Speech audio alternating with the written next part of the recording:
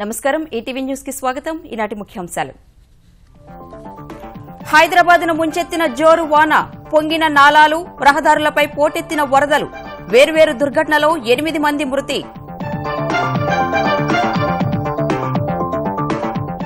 జలమయమైన లోతట్టు కాలనీలు ప్రధాన రోడ్లపై అస్తవ్యస్తమైన ట్రాఫిక్ 16 ఏళ్ల తరువాత హుస్సేన్ సాగర్ నుంచి నీటి విడుదల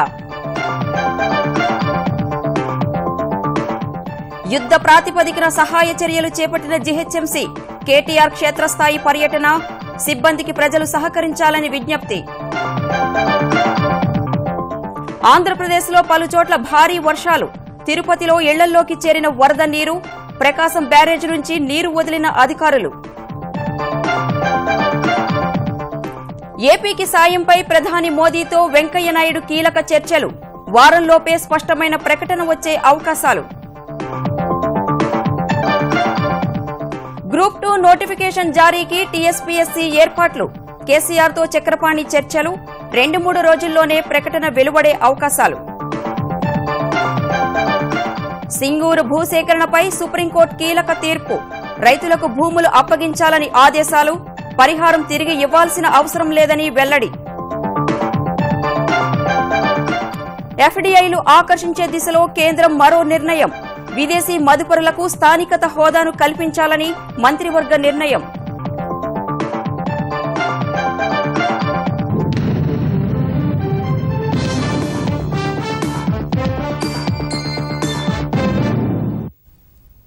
బంగాళాఖాతంలో ఏర్పడిన అల్పపీడన ప్రభావానికి కురిసిన భారీ వర్షానికి హైదరాబాద్ చిగురుటాకులా వణికిపోయింది నాలాలు పొంగి పొర్లి లోతట్టు ప్రాంతాలు జలమయమైతే వేర్వేరు ప్రమాదాల్లో 8 మంది మృత్యువాత పడ్డారు రహదారులు జలమయమై ప్రజలు ఇళ్లు కదలలేని పరిస్థితి ఏర్పడింది అనేక ప్రాంతాల్లో 5-6 అడుగుల మేర వరద నీరు పేరుకుపోగా లోతట్టు కాలనీలోని ఇళ్లల్లోకి నీరు చేరి ప్రజలు తీవ్ర ఇబ్బందులు ఎదుర్కొన్నారు ఇళ్లల్లోని వస్తువులు పాడై నష్టాల పాలయ్యారు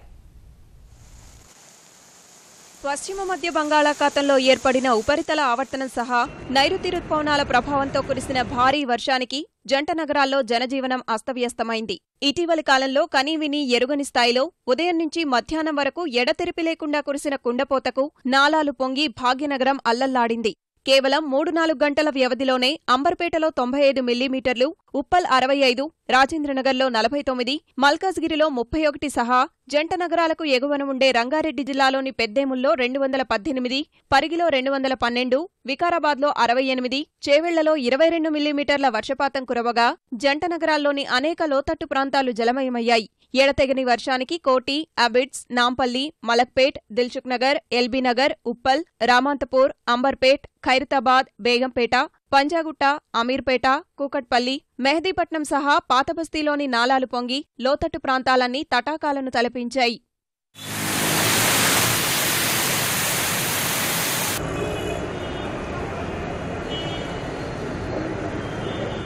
భారీ వర్షానికి రామాంతపూర్ ప్రగతినగర్లో గోడకూలి ఒకే కుటుంబానికి చెందిన 4 ప్రాణాలు కోల్పోయారు మహబూబ్నగర్ జిల్లాకు చెందిన బాలస్వామి ఆయన భార్య 2 పిల్లలు మృతి చెందారు బోలక్పూర్లో పాత భవనం కూలి బిల్కిష్ అనే మహిళ ఆమె 2 కూతుళ్లు చనిపోయారు పాతబస్తీ జహానుమాలో వర్షం బారి నుంచి తప్పించుకునేందుకు దుకాణంలోకి వెళ్లిన వ్యక్తి విద్యుదాఘాతానికి గురై ప్రాణాలు కోల్పోయాడు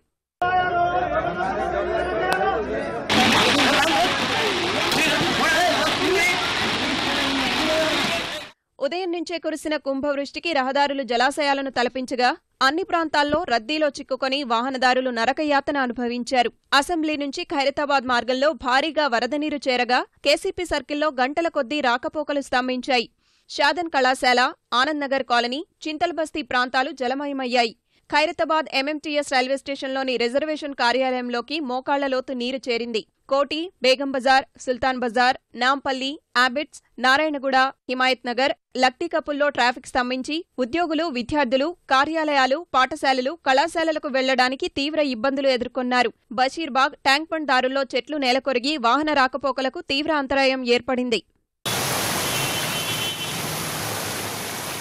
సికింద్రాబాద్ నెక్లెస్ రోడ్డులో అంబేద్కర్ నగర్లో ఇళ్లు నీట మునిగాయి రామ్గోపాలపేట డివిజన్లో 2 పాత ఇళ్లు కూలిపోయాయి బల్కంపేట నుంచి బేగంపేట వెళ్లే రహదారిలోని వంతెన కింద వర్షపు నీరు నిలిచి వాహనాల రాకపోకలు స్తంభించాయి వారాసిగూడ మహమ్మద్గూడ అడ్డగుట్ట చిలకలగూడ పార్సీగుట్ట అల్వాల్ ప్రాంతాల్లో జనజీవనం అస్తవ్యస్తమైంది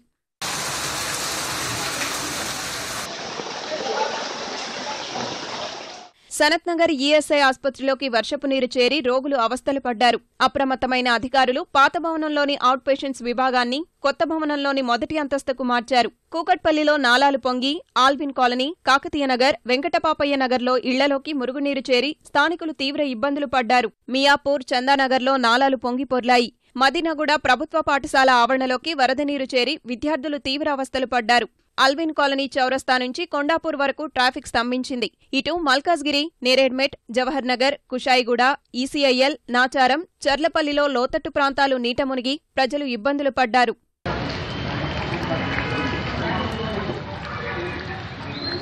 మలక్పేట రైల్వే వంతెన కింద నాలా పొంగి దిల్సుఖ్ నగర్, చాదర్ఘాట్ మార్గంలో వాహన రాకపోకలు స్తంభించాయి. ముసారాంబాగ్, దిల్సుఖ్ నగర్, కొత్తపేట, చైతన్యపురి, చంపాపేటలోని లోతట్టు ప్రాంతాలు నీట మునిగాయి. సరూర్ నగర్లోని తపోవన్ కాలనీ, కటికోనికుంట, ఆవిర్ గ్లోబల్ ఆసుపత్రి పరిసరాల్లోకి మురుగునీరు చేరి స్థానికులు ఇబ్బందులు ఎదుర్కొన్నారు.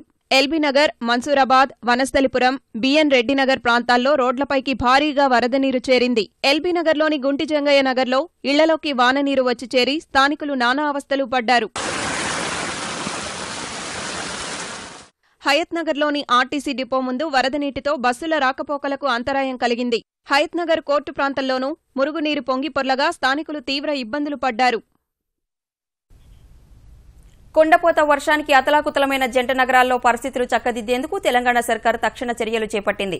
ముఖ్యమంత్రి కేసీఆర్, పురపాలక శాఖ మంత్రి కేటీఆర్ ఆదేశాలతో అప్రమత్తమైన బల్దియా యంత్రాంగం వెంటనే నష్ట నివారణ చర్యలు చేపట్టారు. వరద బాధితుల కోసం సహాయ కేంద్రం ఏర్పాటు చేసిన అధికారులు ఎప్పటికప్పుడు పరిస్థితిని పర్యవేక్షిస్తుండగా భారీ వర్షాలకు ఇళ్లు కూలి చనిపోయిన వారి కుటుంబాలకు ప్రభుత్వం 2 లక్షల రూపాయల ఎక్స్గ్రేషియా ప్రకటించింది. జీహెచ్ఎంసీ మరో 2 లక్షలు ఇవ్వనున్నట్లు తెలిపింది. భారీ వర్షాలకు అతలాకుతలమైన భాగ్యనగరంలో సాధారణ పరిస్థితులు నెలకొనేందుకు తెలంగాణ ప్రభుత్వం బల్దియా యంత్రాంగం ఉదయం నుంచే రంగంలోకి దిగింది. భారీ వర్షాలకు జంట నగరాల్లో తలెత్తిన పరిస్థితులపై పురపాలక శాఖ మంత్రి కేటీఆర్, సీఎస్ రాజీవ్ శర్మ, జీహెచ్ఎంసీ ఇతర ఉన్నతాధికారులతో మాట్లాడిన ముఖ్యమంత్రి కేసీఆర్ వర్ష బాధితులను ఆదుకునేందుకు అన్ని చర్యలు చేపట్టాలని ఆదేశించారు. ముఖ్యమంత్రి సూచన మేరకు లోతట్టు ప్రాంతాల ప్రజలను అప్రమత్తం చేసిన అధికారులు క్షేత్రస్థాయిలో సిబ్బందిని అప్రమత్తం చేశారు. అన్ని శాఖలు సమన్వయంతో పనిచేసి ట్రాఫిక్, వరద పరిస్థితిని ఎప్పటికప్పుడు నియంత్రించారు. మరోవైపు క్షేత్రస్థాయిలో మంత్రులు కేటీఆర్, తలసాని శ్రీనివాస్ యాదవ్, జూపల్లి కృష్ణారావులు పర్యటించి బాధితులకు భరోసా కల్పించారు. రామంతపూర్లో ఇల్లు కూలి 4 చనిపోయిన కుటుంబాన్ని పరామర్శించిన కేటీఆర్ వారిని ఆదుకుంటామని హామీ ఇచ్చారు. అనంతరం జీహెచ్ఎంసీ కార్యాలయంలో నగర మేయర్ బొంతు రామ్మోహన్, కమిషనర్ జనార్దన్ రెడ్డి సహా ఇతర ఉన్నతాధికారులతో పరిస్థితిని సమీక్షించిన కేటీఆర్ అధికారులు అప్రమత్తంగా ఉన్నారని, ప్రజలు కూడా సహకరించాలని కోరారు. లోతట్టు ప్రాంతాల వారు సురక్షిత ప్రాంతాలకు తరలి వెళ్లాలని సూచించారు. గంటకి 20 mm చొప్పున వర్షం పడితే మన క్యారీ చేసే కెపాసిటీ ఇప్పుడు ఉంది. మనకున్న నాలాలు గానీ, స్టామ్ వాటర్ డ్రైన్స్ కానీ ఈ రోజు పడ్డ వర్షం 3 రెట్లు పడింది, 60 mm/h. దురదృష్టం ఏంటంటే ఆ నీళ్లు తీసుకెళ్లే నాలాలు ఎక్కడికక్కడ ఆక్రమణకు గురి కావడం, మరి కుదించుకుపోవడం వల్ల వచ్చిన సమస్య ఇది. జీహెచ్ఎంసీ పరంగా ఎవరెవరైతే నోటీసులు శిథిలావస్థలో ఉన్న భవనాలు ఖాళీ చేయండి అని చెప్పేసి నోటీసులు అందుకున్నారో ఇప్పటికైనా స్పందించి, మళ్ళీ ఏదైనా అనర్థం జరగక ముందే స్పందించి అయితే రెక్టిఫై అయినా చేసుకోవాలి. రెక్టిఫై చేసే పరిస్థితి లేకపోతే ఖచ్చితంగా ఖాళీ చేయాలని చెప్పి ఇప్పుడు మేము కూడా విజ్ఞప్తి చేస్తా ఉన్నాము. ఇదే సమయంలో క్షేత్రస్థాయి పరిస్థితుల్ని ఎప్పటికప్పుడు చక్కదిద్దుతున్న అధికారులు ఎగువ నుంచి వస్తున్న వరదకు నిండుకుండలా మారిన హుస్సేన్ సాగర్ నుంచి 16 ఏళ్ల తర్వాత నీటిని దిగువకు విడుదల చేశారు.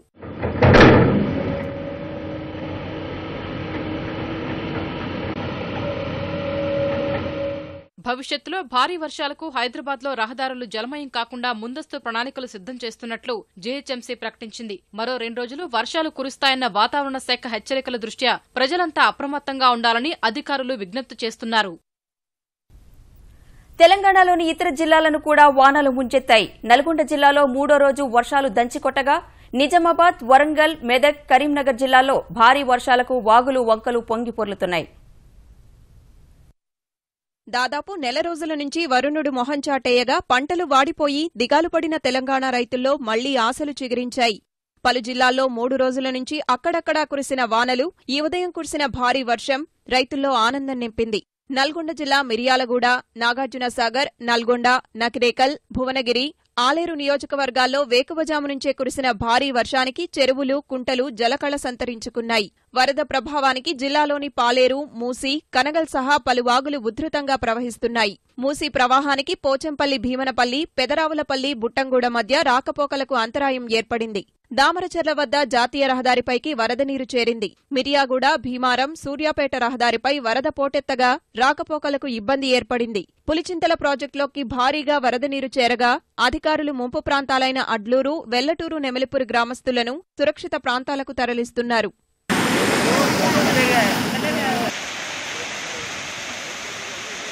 ఏకధాటిగా కురిసిన వర్షానికి వరంగల్లో రహదారులపైకి వాన నీరు చేరింది. రైల్వే వంతెన వద్ద నీరు నిలిచి వాహనదారులు ఇబ్బందులు పడ్డారు. కరీంనగర్ జిల్లా మెట్పల్లి, కోరుట్ల, ఇబ్రహీంపట్నం, మల్లాపూర్ మండలాల్లో ఎడతెరిపి లేకుండా వర్షం పడగా మెట్పల్లిలోని వీధులన్నీ జలమయమయ్యాయి. మహబూబ్ నగర్ జిల్లాలో కుండపోతకు 3 కుంటలు తెగాయి. ఇటిక్యాల మండలం షేక్పల్లి వద్ద వాగులో తుఫాన్ వాహనం కొట్టుకుపోగా డ్రైవర్ చాకచక్యంగా బయటపడ్డాడు. రంగారెడ్డి జిల్లా తాండూరులో భారీ వర్షానికి కాగ్నా నది సహా వాగులు పొంగిపొర్లుతున్నాయి.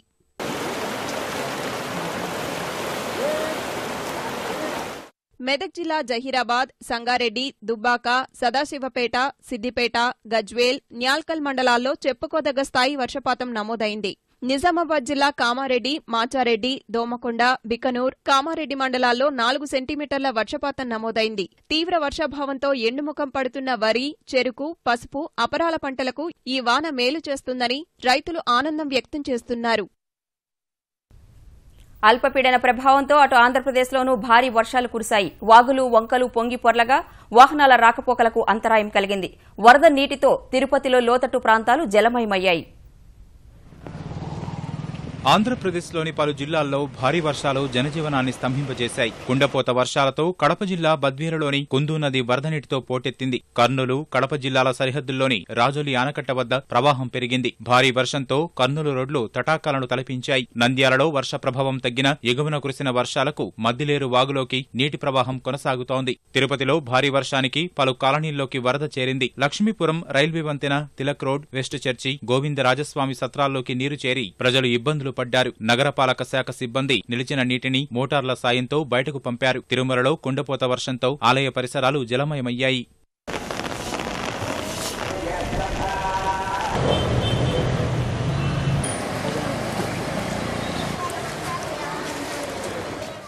గుంటూరు జిల్లా దాచేపల్లి, పెడుగురాళ్ల, మాచవరంలో కురిసిన వర్షాలకు బాగులు, వంకలు పొంగిపొర్లుతున్నాయి. మాచవరంలో రోడ్డుకు గండిపడి చెన్నయ్యపాలెం, వేమవరం, వెల్లంపల్లి గ్రామాలకు రాకపోకలు నిలిచిపోయాయి. కృష్ణా జిల్లా ఉంగటూరు మండలం పొట్టిపాడు, ఏలూరు కాల్వలాకులకు గండిపడింది. పొట్టిపాడు, అత్కూరు, పెదావుటపల్లిలో పంటలు నీట మునిగాయి. వరద నీటితో ప్రకాశం బ్యారేజీ 12 అడుగుల పూర్తిస్థాయి నీటిమట్టానికి చేరగా 10,000కు పైగా క్యూసెక్కుల నీటిని పంట కాలువలకు, 10 గేట్ల ద్వారా 7,000కు పైగా క్యూసెక్కుల నీటిని సముద్రంలోకి వదులుతున్నారు.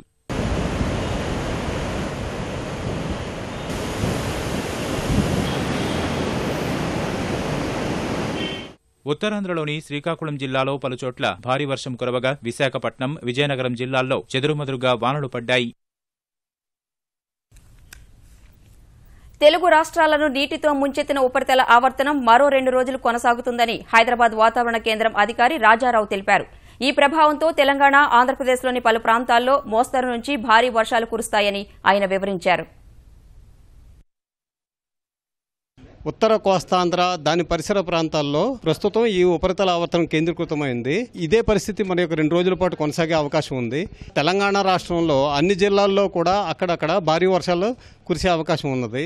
కోస్తాంధ్రలో కూడా, రాయలసీమలో కూడా అన్ని జిల్లాల్లో భారీ వర్షాలు కురిసే అవకాశం ఉంది. ఈ ఉపరితల ఆవర్తనం అయితే 2 రోజుల తర్వాత బలహీనపడే అవకాశం ఉంది. తర్వాత ఈ వర్షాలు కూడా తగ్గుముఖం పట్టడానికి అవకాశం ఉంది. కానీ తర్వాత కూడా తేలికపాటి నుంచి మోస్తరు వర్షాలు కురిసే అవకాశం ఎక్కువగా కనిపిస్తుంది. దేశ రాజధాని ఢిల్లీని కూడా భారీ వర్షాలు ముంచెత్తాయి. ఈ ఉదయం నుంచి కురిసిన కుండపోత వానకు నగరంలోని అనేక ప్రాంతాలు జలమయం కాగా ప్రజలు అష్టకష్టాలను ఎదుర్కొన్నారు. లోతట్టు ప్రాంతాల్లో రోడ్లపై పెద్ద ఎత్తున నీరు నిలిచిపోగా వాహనదారులు తీవ్ర ఇబ్బందులు పడ్డారు. ఇటీవల భారీ వర్షాల కారణంగా అనేక గంటల పాటు ట్రాఫిక్ స్తంభించిపోయినా గురుగ్రామ్లో పరిస్థితి తీవ్రంగా ఉంది. అనేక చోట్ల రహదారులపై నీరు నిలిచిపోగా వాహన రాకపోకలకు అంతరాయం ఏర్పడుతోంది. నెల రోజుల క్రితం భారీ ట్రాఫిక్ జామ్ కారణంగా గురుగ్రామ్ స్తంభించిపోయిన పరిస్థితులు పునరావృతం కాకుండా అధికారులు ముందస్తు చర్యలు చేపట్టారు. రహదారులపై నిలిచిన నీటిని తొలగించి వాహన రాకపోకలకు ఎలాంటి ఆటంకాలు ఎదురుకాకుండా చూశారు. అటు విమాన రాకపోకలపై వర్షాల ప్రభావం చూపాయి. ఢిల్లీ ఇందిరాగాంధీ అంతర్జాతీయ విమానాశ్రయం నుంచి అనేక విమానాలు ఆలస్యంగా నడవగా ఒక విమానాన్ని జైపూర్ మళ్లించారు. ఆంధ్రప్రదేశ్కు ప్రత్యేక హోదాపై విస్తృత చర్చ కొనసాగుతున్న వేళ రాష్ట్రానికి ప్రకటించబోయే సాయంపై కేంద్రం కార్యాచరణ ముమ్మరం చేసింది. మంత్రివర్గ సమావేశం ముగిసిన తరువాత ప్రధాని నరేంద్ర మోదీతో సమావేశమైన కేంద్ర మంత్రి వెంకయ్య నాయుడు ఏపీకి పార్టీ పరంగా ఇచ్చిన హామీని నిలబెట్టుకోవాలని కోరారు. ఆ తరువాత భారతీయ జనతా పార్టీ అధ్యక్షుడు అమిత్ షా, ఆర్థిక మంత్రి అరుణ్ జైట్లీ, వెంకయ్య సమావేశమై ఆంధ్రప్రదేశ్కు ఇచ్చిన హామీల అమలుపై చర్చించారు. ఏపీకి సాయంపై ముఖ్యమంత్రి చంద్రబాబు చేసిన విజ్ఞప్తులు, కేంద్ర మంత్రి సుజనా చౌదరి రూపొందించిన ముసాయిదా నివేదికపై సుదీర్ఘంగా చర్చించారు. ఏపీకి ఇప్పటి వరకు అందించిన సహకారం, ఇకపై అందించాల్సిన సహాయంపై సమావేశంలో సుదీర్ఘంగా చర్చించారు. ఆంధ్రప్రదేశ్కు ప్రత్యేక హోదా లేదా ప్యాకేజ్పై వారం రోజుల్లో ప్రకటన వెలువడవచ్చని తెలిసింది. హంద్రీనీవా సహా ప్రాజెక్టులన్నీ సకాలంలో పూర్తి చేసి రాళ్లసీమగా ఉన్న రాయలసీమను రతనాల సీమగా మారుస్తామని ముఖ్యమంత్రి చంద్రబాబు పునరుద్ఘాటించారు. ఎండిపోతున్న పంటలకు రక్షక తడులు అందించడమే లక్ష్యంగా అనంతపురం జిల్లాలో పర్యటిస్తున్న చంద్రబాబు ఏరియల్ సర్వే ద్వారా హంద్రీనీవా బీటీ ప్రాజెక్టు పనులు పరిశీలించారు. అనంతరం గుమ్మగట్ట మండలం వీరాపురంలో పంటకు అందిస్తున్న రక్షక తడులను పరిశీలించి పంటల పరిస్థితులపై రైతులతో ముఖాముఖి నిర్వహించారు. అనంతపురంలో వేరుశనగ పరిశోధనా కేంద్రాన్ని ఏర్పాటు చేయనున్నట్లు చంద్రబాబు తెలిపారు. ఈ రాష్ట్రంలో కరువు ఉంది. రాయలసీమ రాళ్లసీమగా మారిపోయింది. దేశంలో తక్కువ వర్షపాతం పడేది అనంతపూర్ జిల్లాలో రెండో జిల్లా. ఎడారిగా మారిపోతున్నారు. నేను ఒకే దృఢ సంకల్పం తీసుకున్నాను. ఇది ఎడారిగా మారడానికి వీలు లేదు. రాయలసీమని రతనాల సీమ చేస్తాం, అనంతపూర్ని అగ్రభాగాన పెట్టాలనుకున్నాను. అందుకనే మీరు చూసినప్పుడు ప్రాజెక్టుల దగ్గర నిద్రపోయాను 2 సంవత్సరాలుగా. అధికార యంత్రాంగాన్ని అప్రమత్తం చేశాను. ఈ రోజు మీరు చూస్తే హంద్రీనీవా పూర్తి చేసే దగ్గరకు వచ్చాం. 600 కిలోమీటర్లు ఈ హంద్రీనీవా నీళ్లొచ్చే పరిస్థితి వస్తుంది. తెలంగాణలో గ్రూప్ 2 అదనపు నోటిఫికేషన్ 2 రోజుల్లో విడుదల కానుంది. ఈ అంశంపై Telangana public service commission chairman Ghanta Chakrapani ఈ సాయంత్రం ముఖ్యమంత్రి కేసీఆర్ తో చర్చించారు. ఇప్పటికే ప్రభుత్వం అనుమతించిన పోస్టుల భర్తీ సహా కొత్త జిల్లాలు ఏర్పాటు చేస్తున్నందున అనుసరించాల్సిన విధి విధానాలపై కేసీఆర్ తో చర్చించారు. జోనల్ వ్యవస్థను రద్దు చేయాలని ప్రభుత్వం నిర్ణయించినా ప్రస్తుతానికి యథాతథంగానే భర్తీ చేయాలని నిర్ణయించారు. గతంలో 439 పోస్టులకు నోటిఫికేషన్ ఇవ్వగా 593 పోస్టులకు అనుబంధ నోటిఫికేషన్ ఇవ్వనున్నారు. గురుకుల విద్యాసంస్థల్లో ఉపాధ్యాయులు, ప్రిన్సిపల్స్, ఇతర ఖాళీలు కలిపి 5,000కు పైనే పోస్టుల భర్తీకి వారం 10 రోజుల్లో నోటిఫికేషన్ విడుదల చేయనున్నారు. ఎస్ఆర్ఎస్పీ నుంచి నీరు విడుదల చేయాలని చేసిన ధర్నా కేసులో పోలీసులు అరెస్టు చేయగా జైల్లో ఉన్న తెలుగుదేశం జిల్లా అధ్యక్షుడు విజయ రమణారావును కలిసేందుకు ఆ పార్టీ నేతలు చేసిన ప్రయత్నం కరీంనగర్ జిల్లా జైలు వద్ద ఉద్రిక్తతకు దారితీసింది. తెలుగుదేశం తెలంగాణ కార్యనిర్వాహక అధ్యక్షుడు రేవంత్ రెడ్డి సహా పలువురు నేతలు ఈ ఉదయం విజయ రమణారావును పరామర్శించేందుకు కరీంనగర్ జిల్లా జైలు వద్దకు వెళ్లారు. 2 నాయకులు జైల్లోకి వెళ్లిన తరువాత ఇతరులు కూడా లోపలకు వెళ్లేందుకు ప్రయత్నించారు. ఈ చర్యను అక్కడి సిబ్బంది అడ్డుకున్నారు. ఈ దశలో స్థానిక నాయకుడు మేడిపల్లి సత్యం తమను దుర్భాషలాడారంటూ అక్కడి సిబ్బంది అతడిపై ఆగ్రహం వ్యక్తం చేశారు. ఓ కానిస్టేబుల్ తుపాకీ ఎక్కుపెట్టడం ఉద్రిక్తతకు దారితీసింది.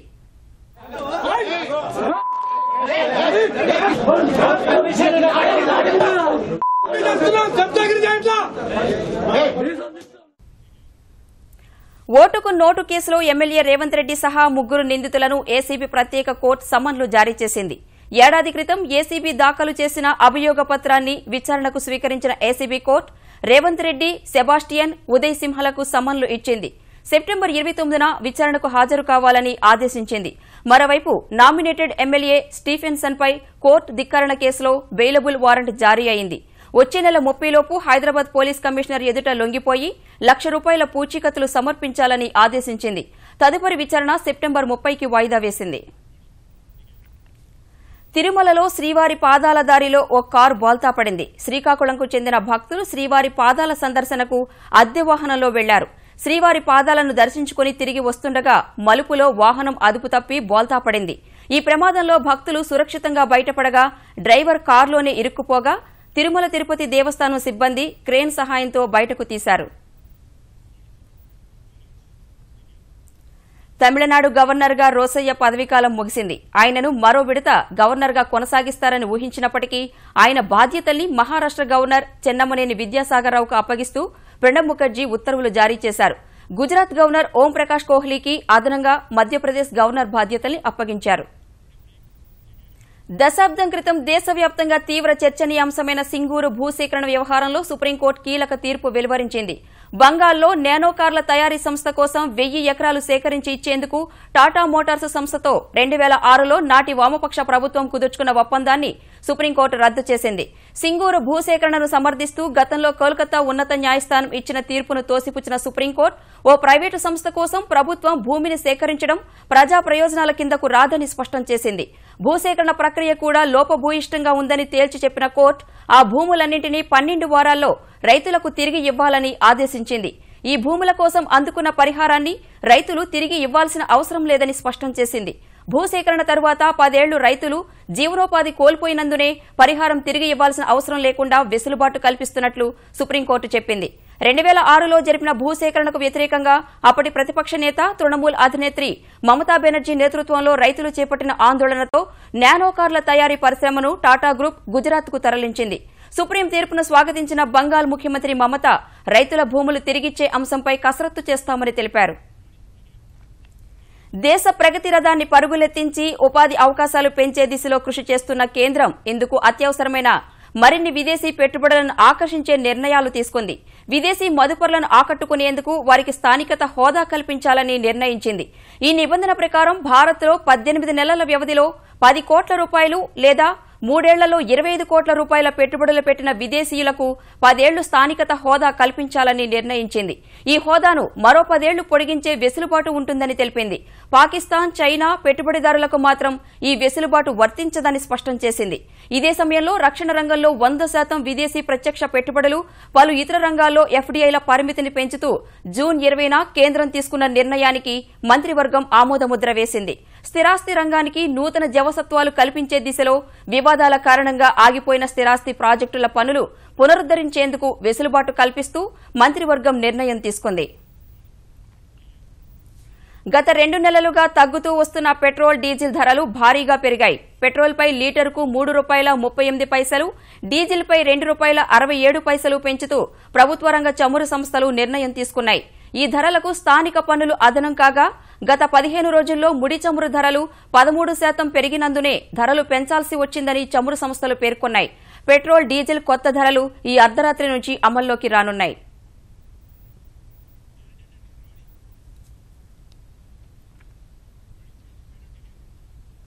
ఈటీవీ న్యూస్ సమాప్తం. నమస్కారం.